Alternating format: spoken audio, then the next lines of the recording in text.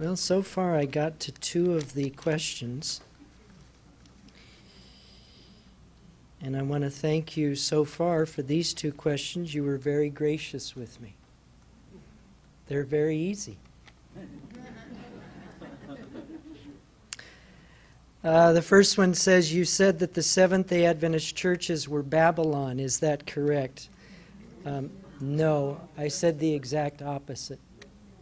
They're not Babylon. They're not Babylon. Okay, so that was simple. That was simple. There are 2 issues involved.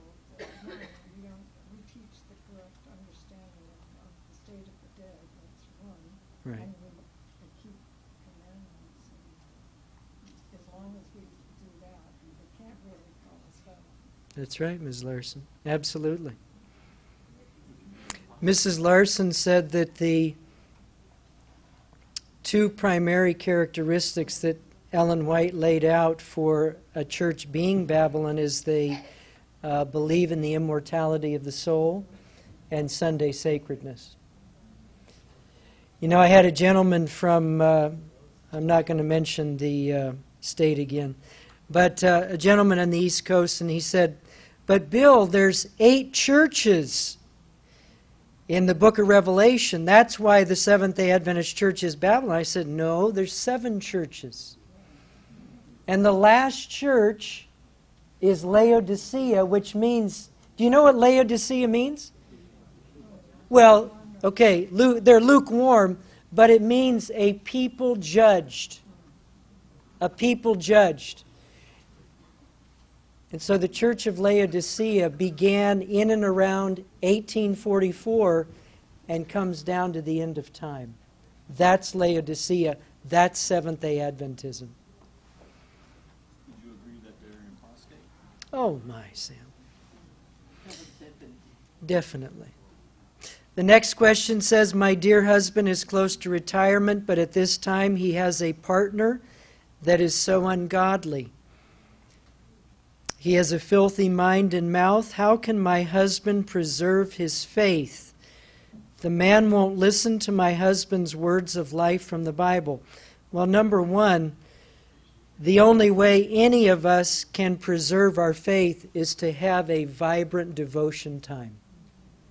If we leave our house where all the time we have for God in the morning is to say, Lord, thank you for this food, bless the missionaries around the world, and I'll see you later. That's not enough, folks.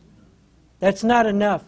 We need to have a time in the morning, not at night when we're half dead. In the morning when we spend time in prayer and we spend time in the Bible and the Spirit of prophecy. We must have that time. It's not an alternative. So that's how we preserve our faith in whatever situation we're in. The other part says, the man won't listen to my husband's words of life from the Bible. Well, you know, folk, if the person's not listening to the words of life from the Bible, then stop telling him the words of life from the Bible because he's not interested. You're wasting your time. There are people out there that will listen. And those are the ones you try to find. Jesus did not say, go out and convert the world. He said, go out and preach the message. Go out and sow the seeds. The Holy Spirit waters. We sow. We sow. So if somebody's not interested, well, you could stand on your head. It's not going to change their mind. Pray for them and go on. Find other people you can share the truth with.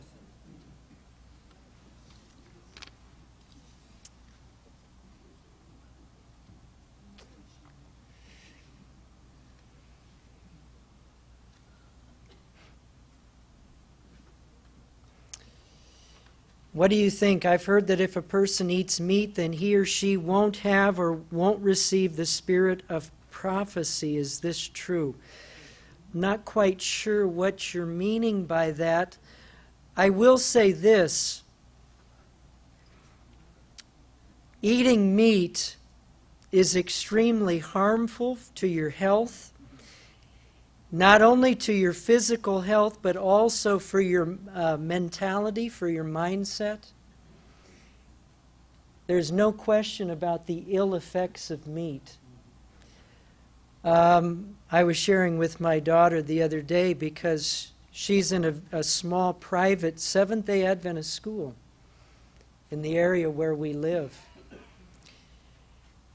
And she and one other child in the entire school are the only vegetarians.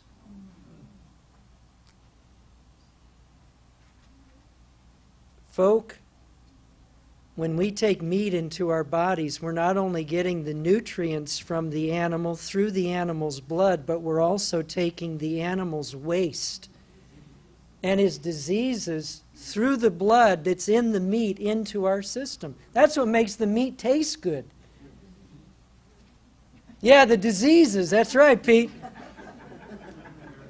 But the blood is what gives the flavor, and that carries the disease, it carries the nutrients, it also carries the animal's waste. I remember as a 17-year-old, I ate everything under the sun, everything that moved. I ate it.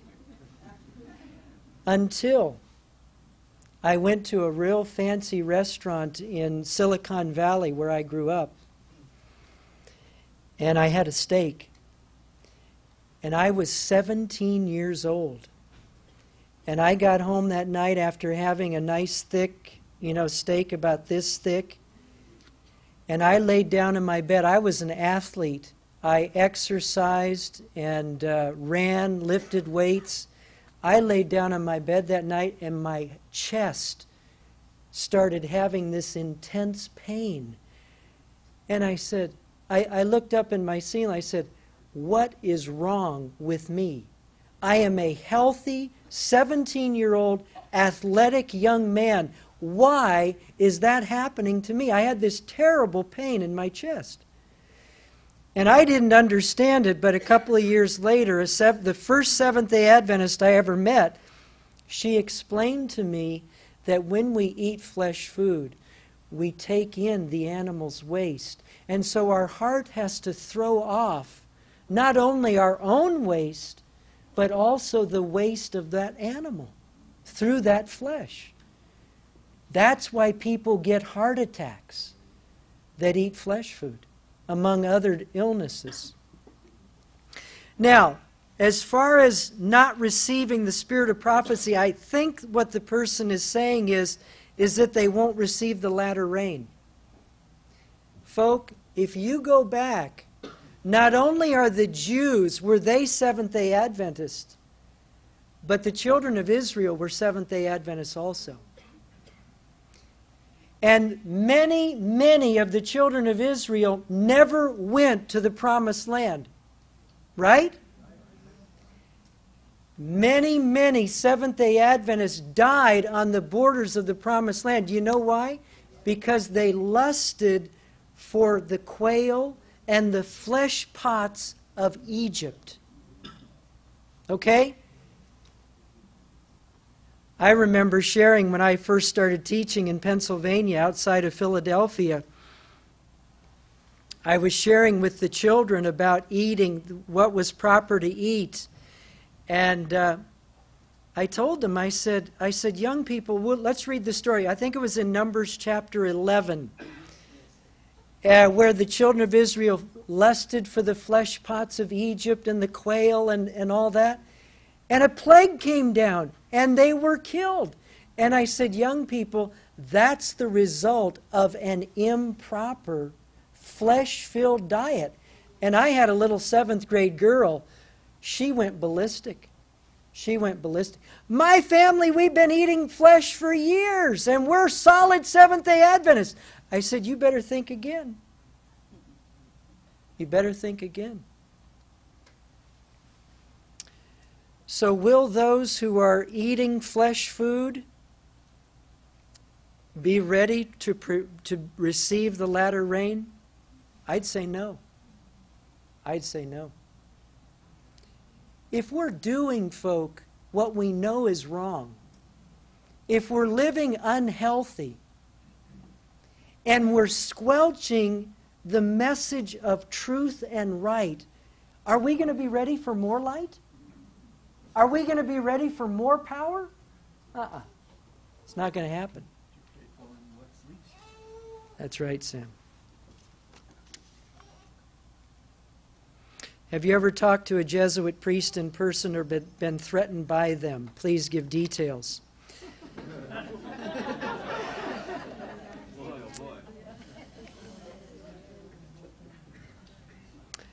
You know, a few years ago, in fact, we've done it twice now. There are some dear folks in Oregon, Southern Oregon, and they feel as strongly as I do about getting the messages out to people. And so they have contacted me, and we've mass mailed my books. And first time we did it to a few towns in Southern Oregon, then we did a few adjacent towns in Southern Oregon. And in the follow-up, after we mass mailed those books, I went out to those areas and had meetings. Well, both times I went out there was, I don't know if he was a Jesuit, but he most definitely was a Catholic priest. And his secretary came in with him to the meetings. And I went over and shook his hand. I have nothing personally against a Roman Catholic priest. I have everything against what he stands for and what he promotes, but nothing personally against him. I went over and I shook his hand, and I shook his secretary's hand, and I introduced myself. And through the course of the meetings, I talked about the Sabbath. I talked about the Antichrist. I said it was Rome. When I was talking about the Sabbath and Sunday and the fact that the papacy started the Sunday tradition, this Catholic secretary turned to the priest. I was told later, of course I didn't hear it, but people who were sitting right near them did. This woman secretary turned to the Catholic priest and said, "Hughes doesn't know what he's talking about concerning Sabbath and Sunday." And the Catholic priest turned to the secretary and said, "Don't be so sure about that." Yeah. Now, after the meetings, folk, many of the people got up and surrounded this Catholic priest. This is a little funny sideline. Before this group gathered around this priest and his secretary, a gentleman came up and he said, "Bill, I want to get a picture of you with the priest." I said, "I'll give him 10 minutes. And the reason I said that was I was on jet lag.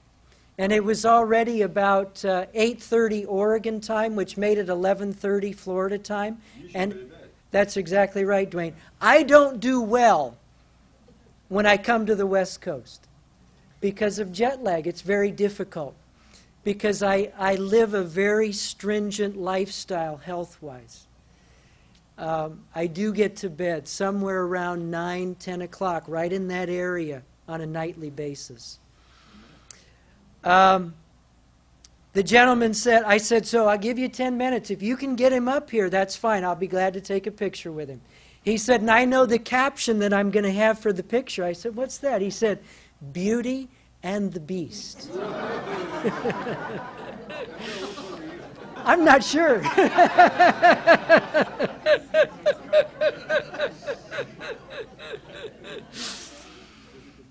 So, no. I gave him 10 minutes. I was drained. I was very drained after the meeting. All these people gathered around this priest, and I was putting my books away, and he didn't come up, and everybody was asking this guy questions. So I just went to my room. One of the things that the priest, they asked him, they said, the people said, "Well, what did you think of the meetings?" And he said there was a lot of truth there. There was a lot of truth there. And then the priest said, he said, "You know what? Someday very soon in this country there will be persecution." Very soon. That's what he said. And, you know, folk, I don't send out my books to make people get mad at me. I send them out because I want people to understand the truth. And that includes Roman Catholics.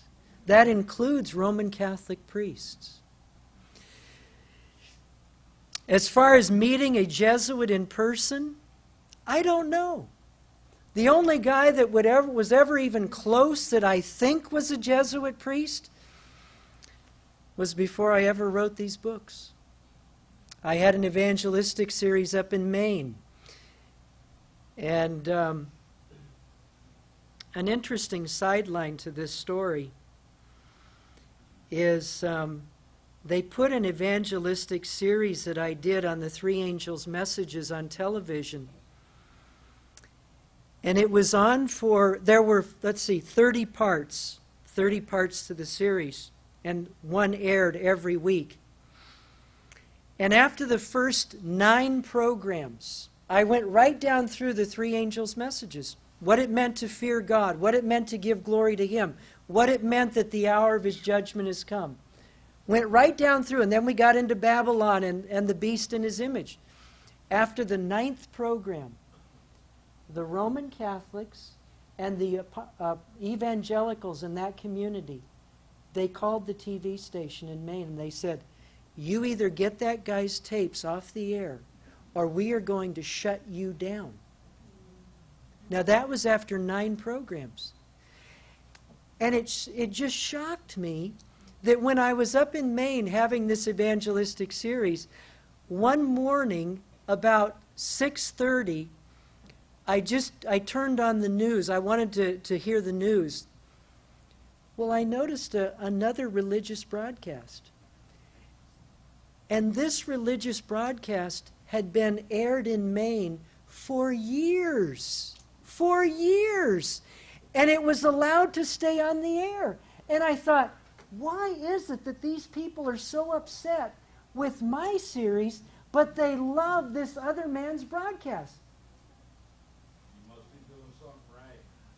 Well, you know who the other broadcast was? It was Mark Finley, and It Is Written. Yeah. And I thought, why did they not like mine, but his was so agreeable? After the first night, a gentleman walked up to me. He was very, very intelligent, had a very good grasp of history, had somewhat of a grasp of theology. He did not understand the Bible, but he understood concepts. And the other thing about him was he was as slippery as a snake. Now, I say that in kindness. But every time he would ask me a question and I would answer him, what he would do is he would slither away. And he would ask another question. And then I would get him on that and he'd slither away again. And he would never, ever deal with the first question that he asked. He always would slip away, just like a snake. And when he left that night, and he was very well dressed, very well manicured, very well in self-possession, and when he left, I sat back and I thought, that man was highly educated. And I know he saw some of my broadcasts on that TV, and he didn't like them. And I just had a sneaking suspicion he was a Jesuit priest.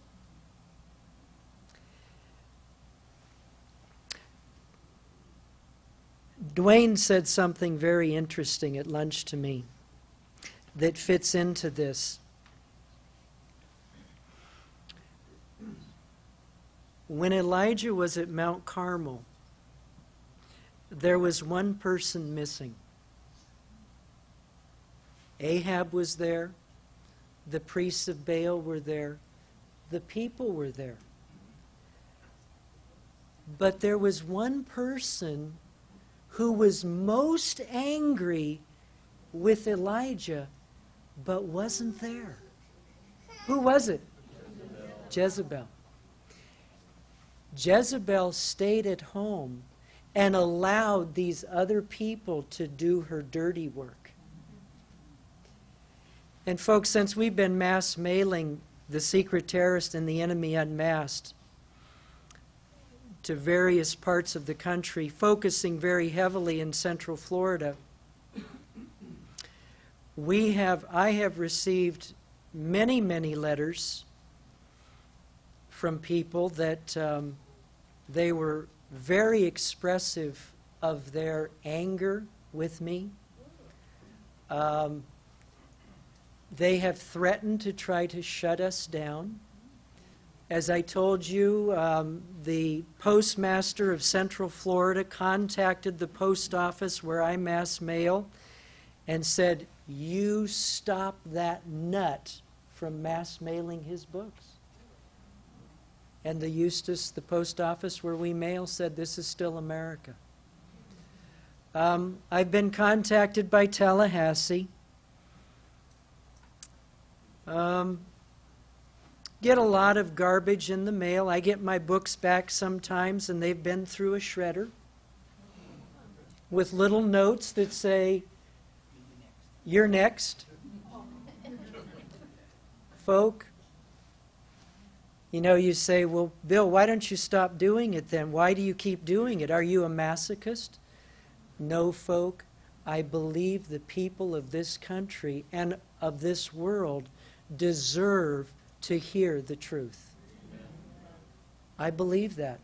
And if it takes everything I have, or if it takes me ending up in a dungeon somewhere, in some Catholic church, or if I end up at a stake or somewhere else that we look at as something terrible, well, folk, at least I lived for something and I'm dying for something.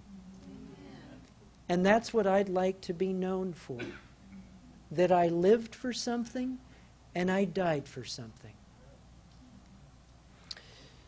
So we're going to keep after it as long as we can. By God's grace, Dwayne, absolutely.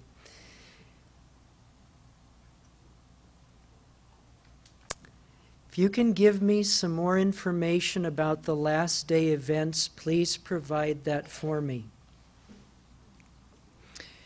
Well, what I would certainly encourage you to do in response to this question, if you don't have a book called The Great Controversy,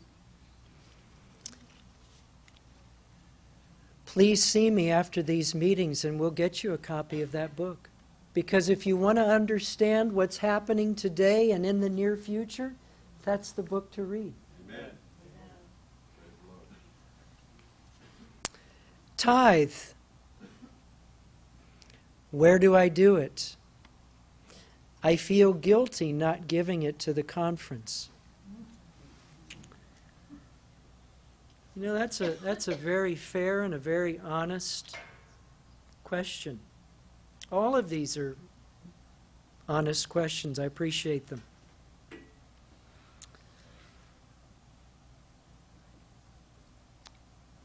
My answer would be this. I'm going to pay my tithe where I know the work of God is being done. Amen. If I know that my tithe is going towards getting more drums or electric guitars, or to hear a pastor get up in a church and say, as one lady told me earlier today, she said, last Sabbath at our church, a religious liberty director from the General Conference came to our church and said, we invite a Catholic priest to come and speak in the church where I attend, back in the East Coast. And we do that because we want to be in unity with our Catholic brethren. You know what, folk? I could never put a penny to support that. I couldn't do it. So I would put it where the truth of God is being preached and where it is being sent out as far and wide as possible. Amen. Because I want to go home.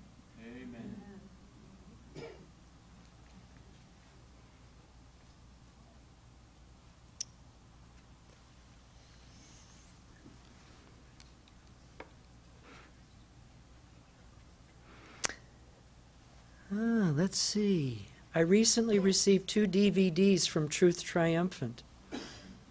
They were on 2 of the 7 churches of Revelation chapter 2 and 3. My question is, are you in the process of making a complete series on the book of Revelation?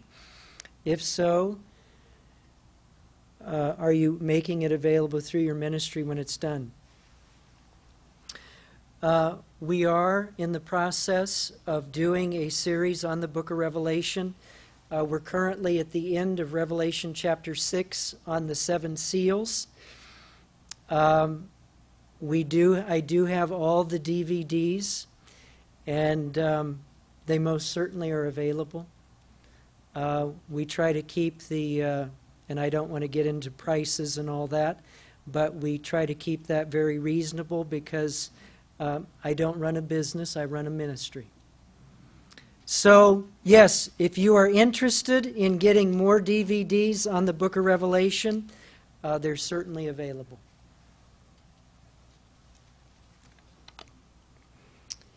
Do you think we will have martial law before the election?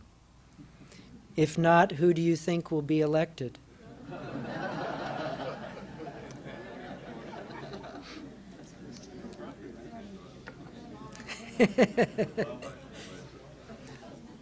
That's nice. Do I think there'll be martial law before the election? I don't know. I don't know. It could happen. It very well could happen, and George Bush could remain in office, and the elections could be suspended. That could happen, folks. It could be happening right now. You see, well, in the sense where the election would be suspended, what I believe it would take a catastrophe. It would take the economy crashing or another terror attack. Doesn't Ellen White say that when the National Sunday Law is passed, national ruin will follow? Oh, absolutely. Mrs. Larson's question was, go ahead. Meaning that the economy and national ruin will follow. Oh, absolutely, Ms. Larson. You know, Ellen White repeatedly states, and I have it written here in the back of the book, Enemy Unmasked. She says, with rapid steps, we're approaching this period when the Sunday will be set up, when Protestant churches shall unite with the secular power in sustaining a false religion, for opposing which their ancestors endured the fiercest persecution. Then will the papal Sabbath be enforced by the combined authority of church and state. There will be a national apostasy which will end only in national ruin. And she repeats that several times in several places. As far as who I think is going to win,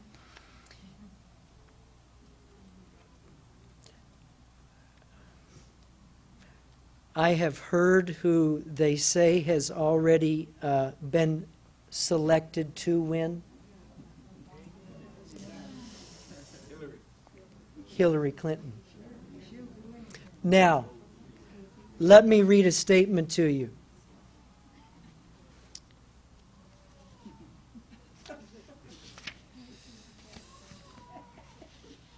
This is from a book called With No Apologies, written by Barry Goldwater. Now, this is what Barry Goldwater said. This is not Bill Hughes. Barry Goldwater, I believe, was a senator from Arizona for a long, long time. And I believe back in the 60s, ran on some presidential tickets as a vice presidential running mate, if I'm not mistaken. Maybe, I don't know. Did he run for president? Okay.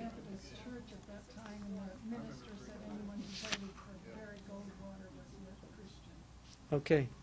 Okay. Okay. This is what Barry Goldwater said in his book called With No Apologies. It's on page 279. He says, when a new president comes on board, there's a great turnover in personnel, but no change in policy. Example, during the Nixon years, Nixon was a Republican, Henry Kissinger, CFR member, and Nelson Rockefeller's protege, was in charge of foreign policy. When Jimmy Carter, a Democrat, was elected, Kissinger was replaced by Zbigniew Brzezinski, CFR member, and David Rockefeller's protege.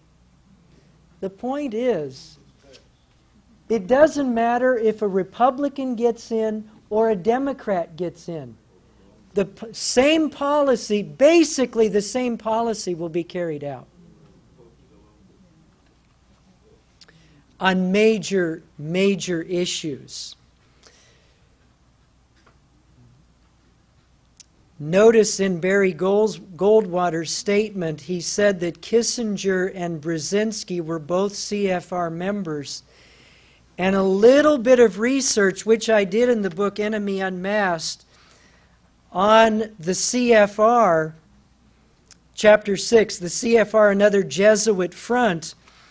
Folk, the CFR was established in the United States right after World War I, early 1920s.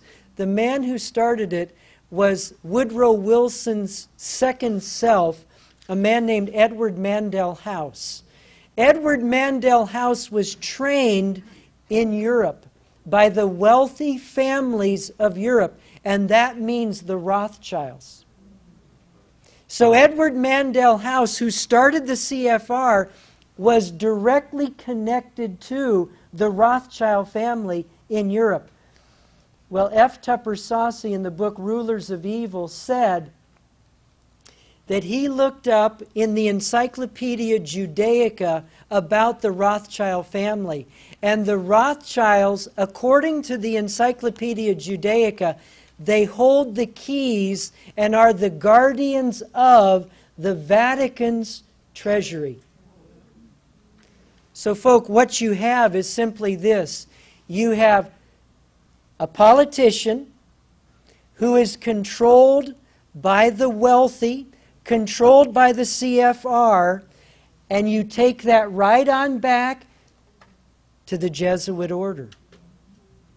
So all of these politicians, Republican and Democrat, are ultimately controlled by Rome and do what Rome tells them to do. Now, I know some people don't like and don't think I can back that up, but folk, look in Revelation. Let's look at it. We've done this many times, but we'll look at it again. Revelation chapter 17 and Revelation chapter 18. Notice, I don't know how much clearer it could be. Revelation 17 verse 1, it says, there came one of the seven angels which had the seven vials, and talked with me, saying unto me, Come hither, I will show unto thee the judgment of the great whore that sitteth upon many waters. Now, this meeting is not on the great whore, so we're going to make this real simple, and we're going to go right to it. Who is the great whore? The papacy. Every reformer knew who the whore was of Revelation 17. that it's the papacy, it's the papal system. Okay? Now, notice verse 2. With whom the kings of the earth have committed fornication. Who are the kings of the earth? Presidents, not bankers. We're not there yet, but hold on. Presidents, prime ministers, kings, dictators, the great leaders of our world. Thank you, Dwayne. The political apparatus. Now notice verse 18 of Revelation 17. Verse 2 says the leaders of our world are united with the papacy. But verse 18 is even stronger. Revelation 17, verse 18, it says, and the woman, the papacy, which thou sawest, is that great city which reigneth over the kings of the earth. Now, verse 2 gives the impression that the whore and the kings are together, that they're on a par. But verse 18 says, Verse 18 says that the papacy controls them. That the papacy has them by the strings, and the rulers of our world do exactly as they are told. Now, are we going to think for one moment that Hillary Clinton, a very high-level Mason, Barack Obama, John McCain, Mitt Romney, Mike Huckabee, I know they're out, but my point is, are we going to think for a moment, folks, that these people who are striving to be the leaders of the greatest nation on the face of the earth are not controlled?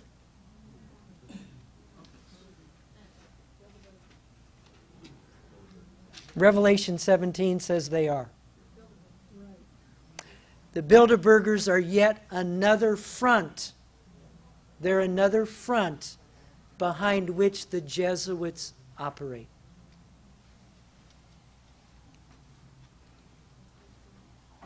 Now, as far as the wealthy, getting back to the comment about the wealthy, notice Revelation 18.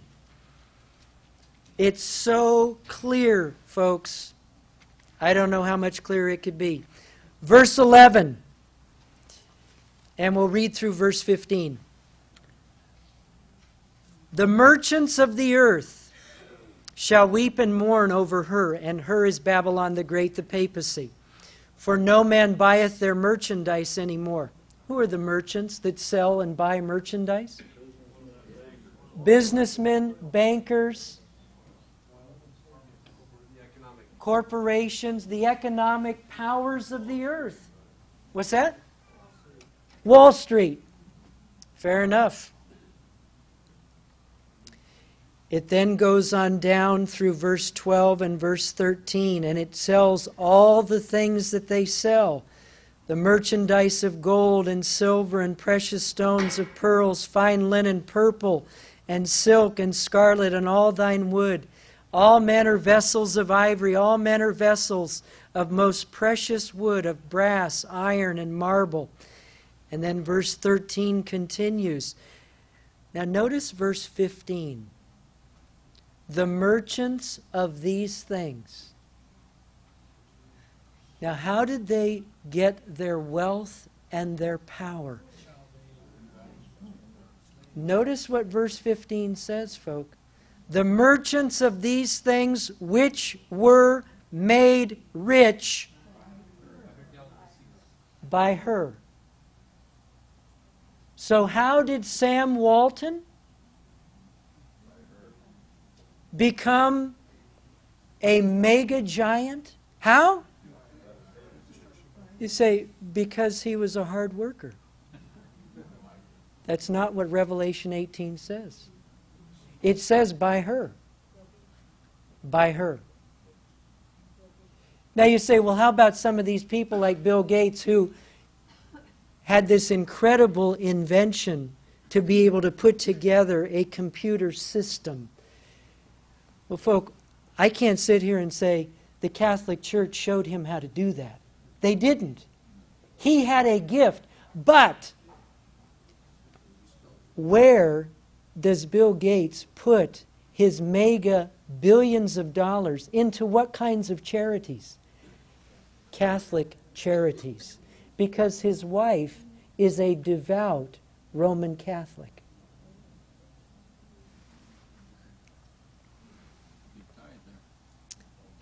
Big tithe.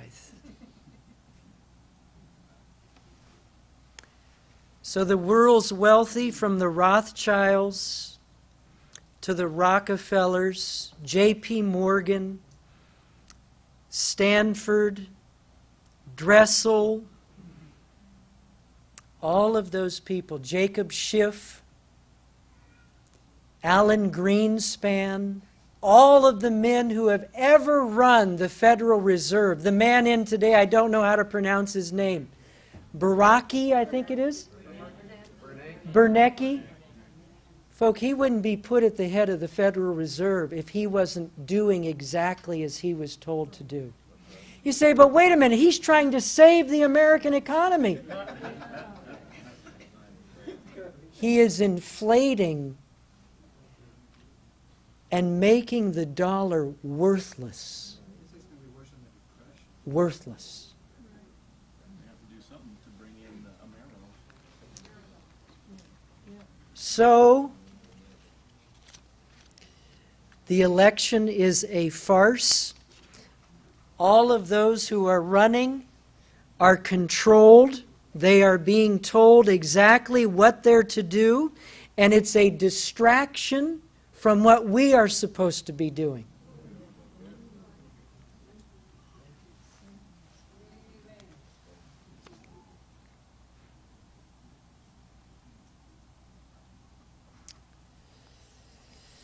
What do you think of conference ministers who say that we must not tell members who are wearing jewelry or dressing like the world and working on Sabbath? Just let them go. Otherwise, we will be driving them away and lost them or their tithes and offerings. I think it does. Folk, I don't know if this was talking about, this was talking about members in the church. Folk, tragically, people are brought into Seventh-day Adventism. They don't even know the standards of Seventh-day Adventism. They've never even heard of Ellen White. They've never heard of the investigative judgment.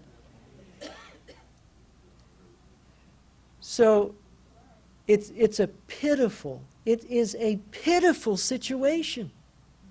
They're not told, they're not explained. All that the denomination is interested in is numbers. Let's just get people in the tank. Doesn't matter if they're smoking if they're smoking a pack a day. It doesn't matter if they're drinking a 6-pack a day. Let's get them into the water. And then they come in, and they come in dressed like the world. They eat like the world. They dress like the world. And then we say, we've got to say something. Folk, they were never educated in the first place. But to then sit back and say, but if we educate them now, we'll lose them. Folk, we should have educated them in the first place.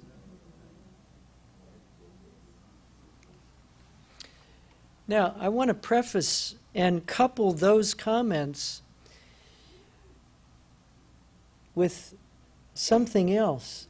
If somebody comes to a Seventh-day Adventist church who is not a member, who is searching for the truth, who is dressed in a very different way than what we would feel is appropriate attire, we need to be so gentle. We don't address the issue because they're learning. We don't go up to them and say, your dress is not long enough. We don't sit down at a table with them and say, you mixed your fruit in your vegetables. We don't do that, folks. We love them. We love them so that they will see how much we love them, so that we can study with them and show them the beautiful truths of the Bible. And as we study the Bible with them, if they are honest in heart, the jewelry will go, the attire will be cleaned up, the diet will be cleaned up. The Holy Spirit will do that work. So let's be balanced. Let's be balanced. Ha. Well, this is a question. Can you explain the daily and where the person got themselves into trouble? They should have known better. The word that they put at the end, they said, can you explain it simply? And the answer to that question is no.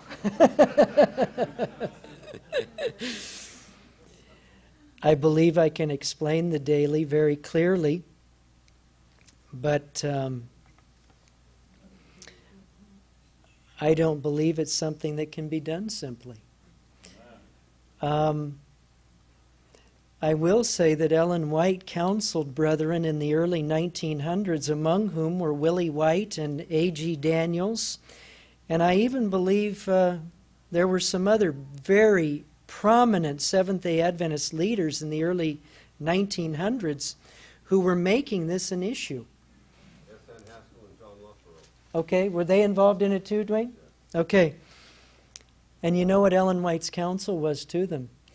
She basically said, keep your mouths closed. Controversy over the daily, while we have cities that are going to ruin, is not advised. You know, we get involved, and I'm not saying the daily is a minor, okay?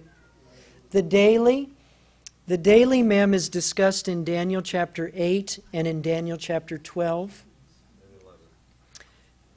Daniel 11. Okay, in Daniel 11, okay. The daily, there are basically two views on it.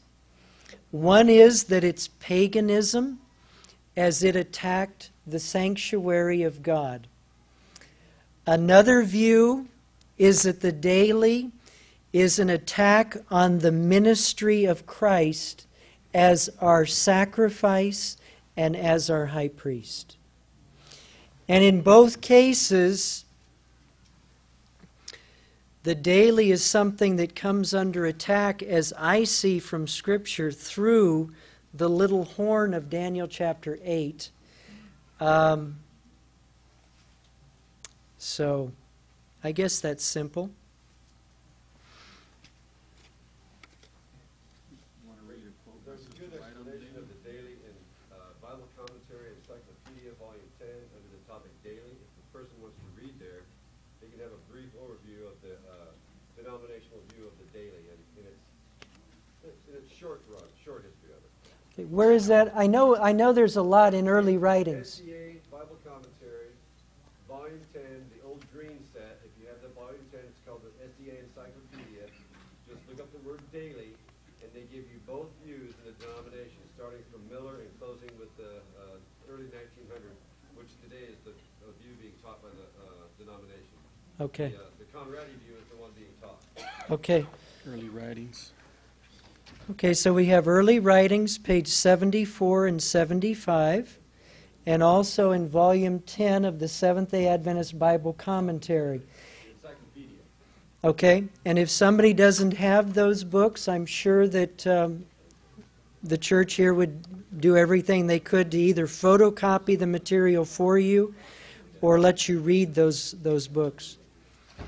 This from early writings, 74 and 75 on the daily, it says, "Then I saw in relation to the daily," Daniel 8 verse 12, "that the word sacrifice was supplied by man's wisdom, does not belong to the text, and that the Lord gave the correct view of it to those who gave the judgment hour cry.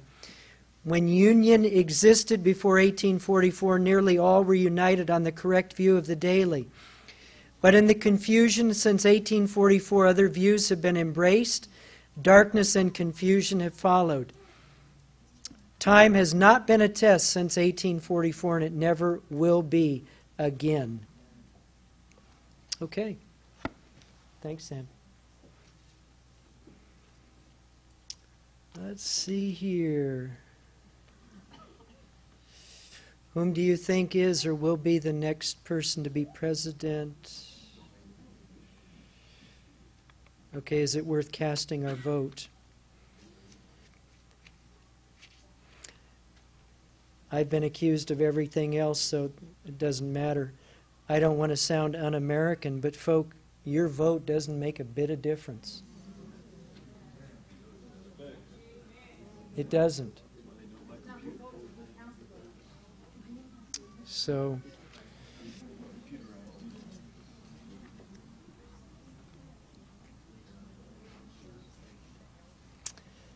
let's see. In Matthew 24, verse 20, it says, "And pray that your flight may not be in the winter or on the Sabbath." Can you explain this verse? Well, Matthew chapter 24 applied to events surrounding Jerusalem's destruction. It also applies to events taking place just before the second coming. So it has a dual application. And Jesus said, pray that you don't flee from Jerusalem in the winter or on the Sabbath. Well, I believe that applied back around the destruction of Jerusalem. And, of course, no Christian perished in the destruction of Jerusalem. I also believe it applies for us today. Pray that we do not flee from persecution or from trial on the Sabbath day or in the winter.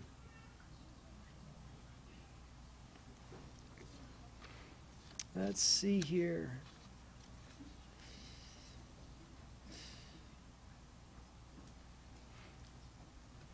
The church takes Uriah Smith's writings, I believe it's saying, as the ones of Ellen White, but he was not a prophet. How come that happened? That's a very good question. I think what they're asking, Dwayne, is that many people put Uriah Smith's writing of the book Daniel and Revelation on par with or equal to the spirit of prophecy. And so their comment was, but he's not a prophet. How come that happened? Ellen White endorsed the book of Uriah Smith, Thoughts on Daniel and Revelation. It's a very, very good book. And it's worth all of us reading. All of us reading the book, Thoughts on Daniel and Revelation by Uriah Smith. Amen. Now, having said that, I absolutely agree with this person that Uriah Smith's book is not on par with the spirit of prophecy. And Uriah Smith's book is not perfect. Uriah Smith's understanding of Daniel 11:40 to 45, that the king of the north was Turkey, it's wrong. And we should understand that. His view that the glorious land was Palestine, that's wrong, folks. It's not America either.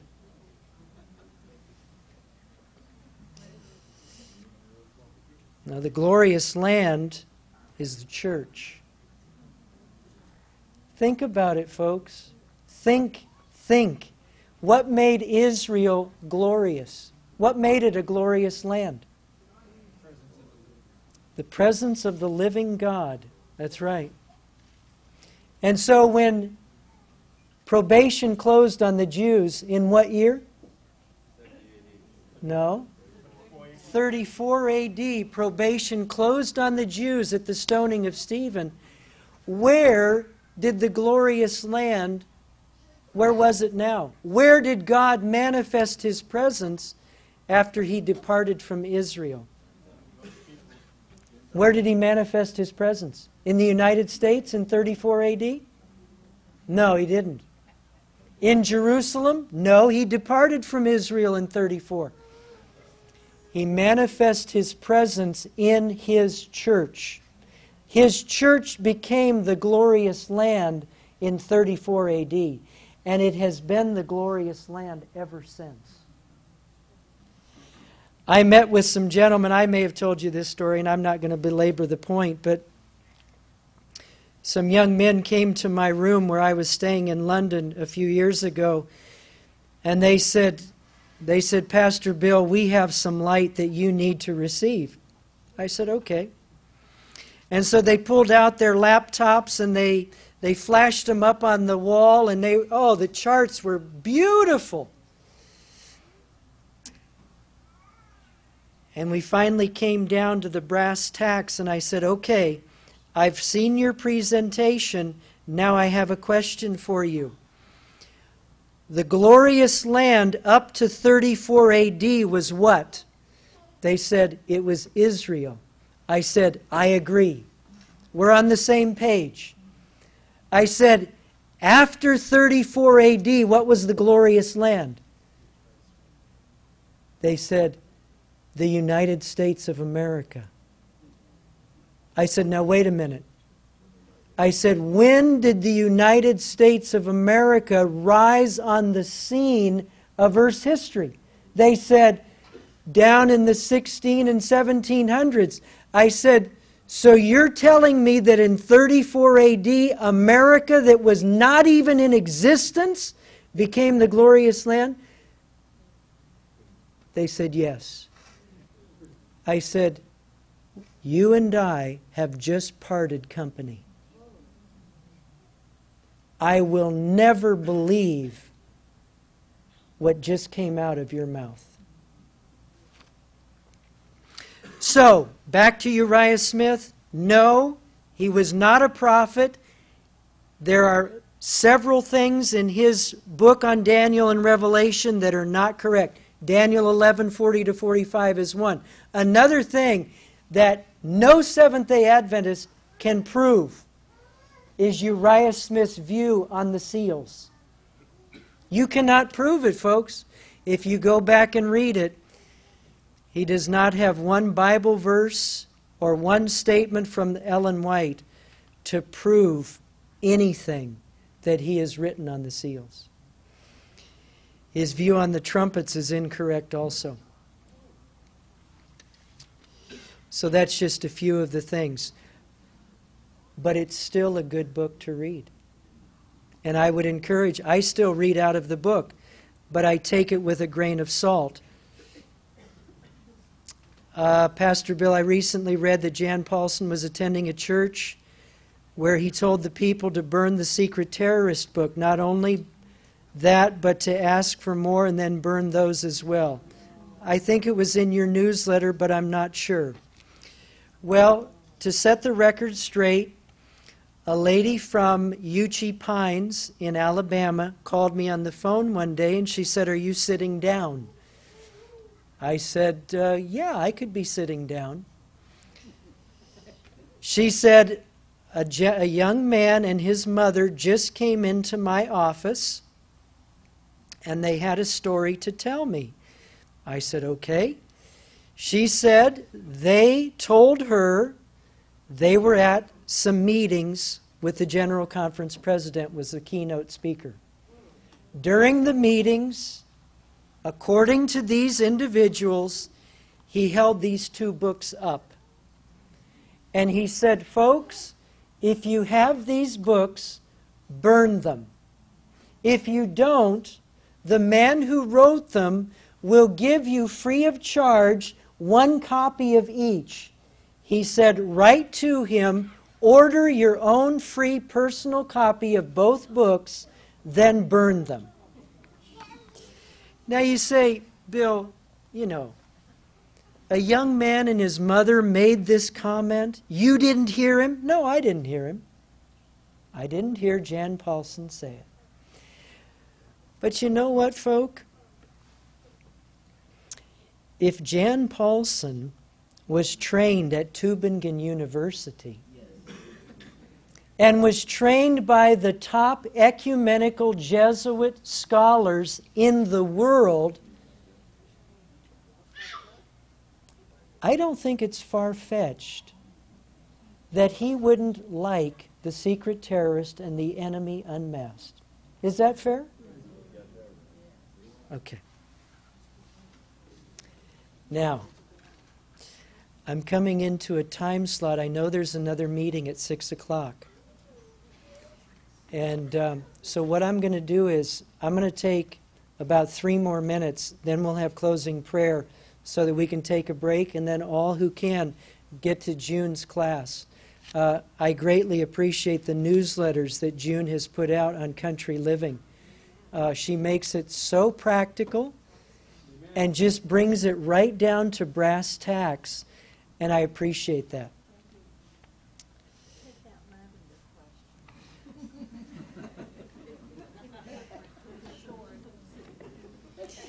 Now, for those of you who can't hear, Jackie is up here trying to convince me.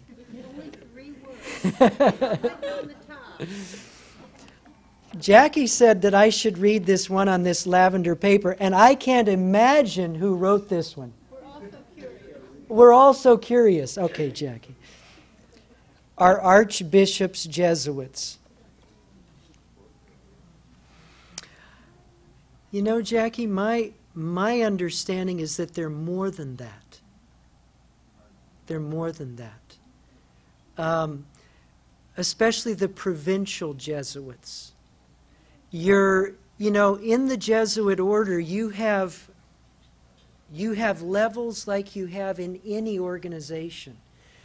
The high ranking of Jesuits, I believe, Jackie, are above the archbishops.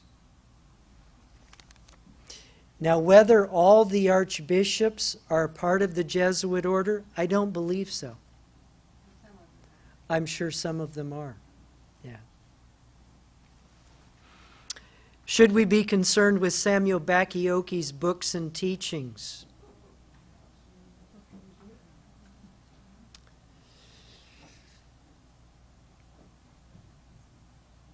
Folk, I don't want to read a book.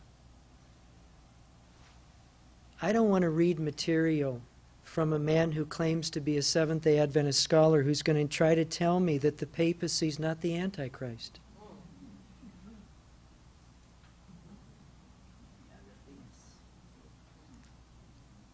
Samuel Bakioki was instrumental in taking many of the Seventh-day Church of God people back into Sunday worship. Samuel Bakioki, I understand, has a fond admiration for keeping the feast days. Folk, I am dreadfully concerned. The man is intelligent, but the man was trained at the Gregorian Jesuit University in Rome. The people who are foremost in passing Sunday laws in the United States of America endorsed his book From Sabbath to Sunday. Those are facts, folks. I wouldn't attend a meeting. I wouldn't get within a mile of the man. Nothing personal, but I'm not going to listen to the guy's teaching because the Bible says that false doctrine is wine. It's connected with wine, right? And if you drink enough wine, what happens? You get drunk. And how well do you think when you're drunk? You don't. You don't. So I don't want to get around somebody that's going to be teaching me wrong things. And that doesn't just go for Samuel Bakioki. That goes for anybody who's going to get up in a pulpit on any given Sabbath and downplay the truths that we have been given as a people. I don't want to listen to that. And I won't listen to that. Okay. I'm going to have to stop, folk. I apologize. There's a lot more questions. Maybe I can hold them, and if, at a future date, opportunity arises, I'd be more than happy to answer these as well. Let's go ahead. Let's kneel together and pray.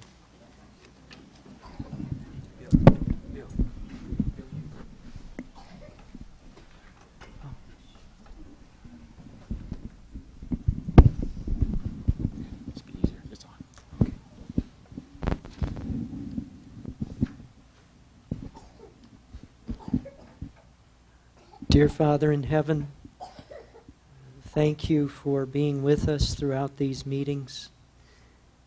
Thank you for what you've shared with us.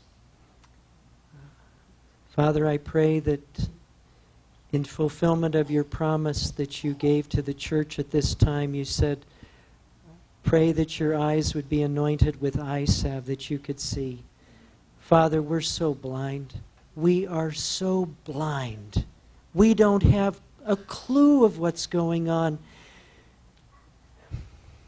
And even more so, we're not reaching out to other people. Forgive us.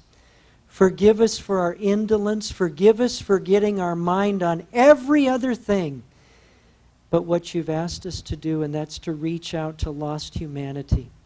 Father, I pray that you'd help each one of us to get our lives in order, to get our priorities straight. And Father, I pray that you'd save us from ourselves. Thank you for what you've taught us through your word about ancient Adventists.